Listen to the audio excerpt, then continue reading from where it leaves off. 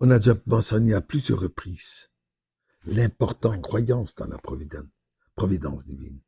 Comme Maïmonide nous le dit, en mikra nikra, il n'y a pas d'hasard.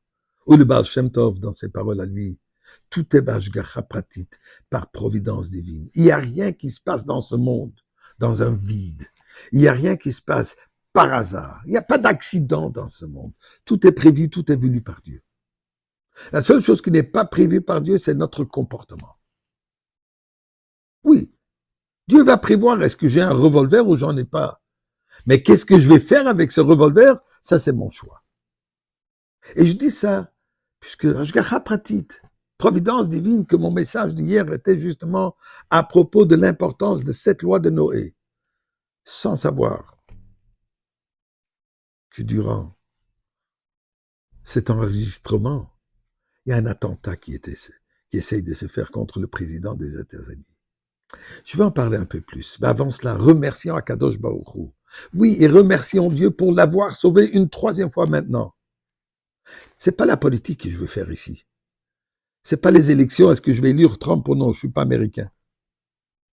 Mais c'est une personne qui est bien claire.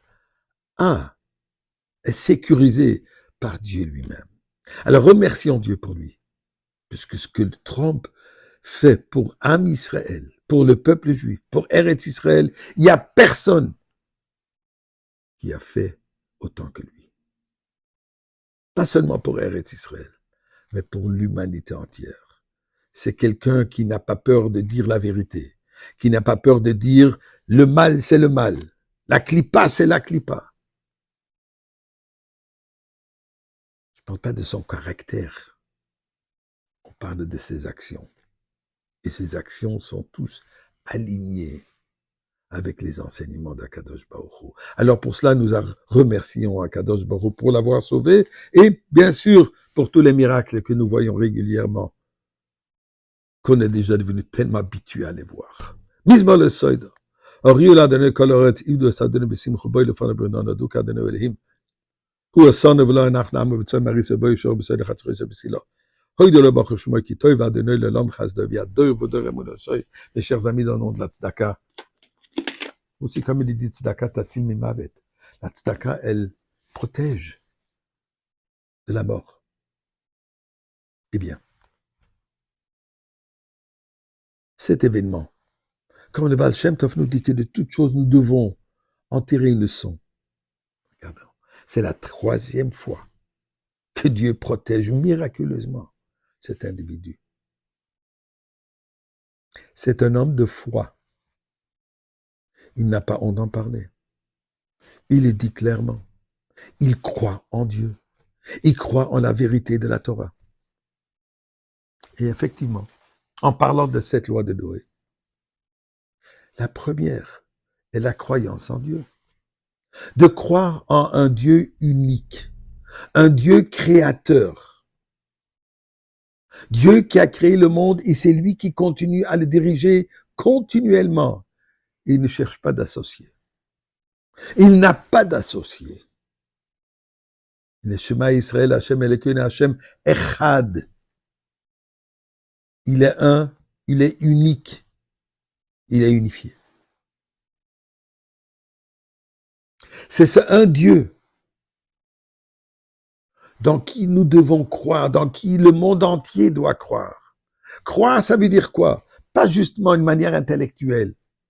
Ah, bon Dieu! Non, cette croyance doit se manifester. Cette croyance doit nous imprégner dans notre comportement de tous les jours. La manière comment on parle, la manière comment on réfléchit, la manière comment on parle au prochain, la manière comment on agit, l'interrelation avec une autre personne. Tout cela doit être influencé par le message divin. À chaque fois qu'on va faire quelque chose, on devrait s'arrêter et penser, est-ce que Dieu serait content de ce que je fais ou je ne fais pas? Je ne sais pas qui était cet individu qui a essayé de faire cet attentat, mais certainement, il n'a pas agi avec une croyance comme il se doit.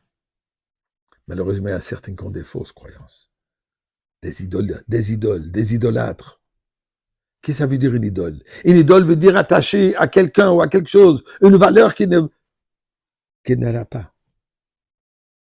Chanteur devient une idole. Un champion dans n'importe quel sport devient une idole.